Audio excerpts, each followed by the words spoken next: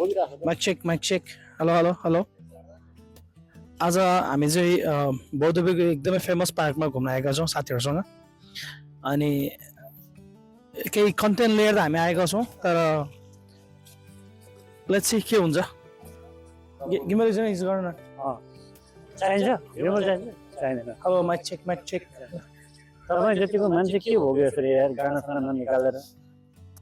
गाना अब आउँछ सिधै बजारमा त्यही हो तपाईँलाई चाहिँ यहाँ खाडीमा आएको चाहिँ कति वर्ष भयो खाडी भइसक्यो 5 वर्ष भइसक्यो अहिले 5 वर्षमा के प्रगति गर्नुभयो त प्रगति त्यही हो अब त्यस्तो धेरै छैन तैपनि सङ्घर्ष चलिरहेछ कस्तो खालको केही बन्ने केही बनाउने गर्लफ्रेन्डमा चाहिँ कतिवटा जति छन् म अलरेडी म्यारिड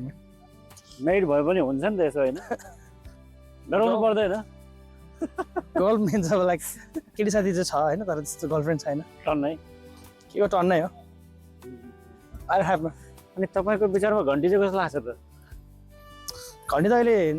नम्बर 1 हो नि नेपालको त होइन साथी त्यो सबैले थाहा छ त्यो अनि घन्टा चाहिँ घन्टा घन्टा त अब माटोको साथीले खोज्छ नि हो ल हेर यसरी हो नि त दुबईमा यो ठाउँमा आएर टिकटक बनाएन भने चाहिँ त्यो मान्छे दुबई आएको भन्ने मानिँदैन क्या त्यो चाहिँ पुर्खौँदेखि चलिआएको चलन हो सो विगत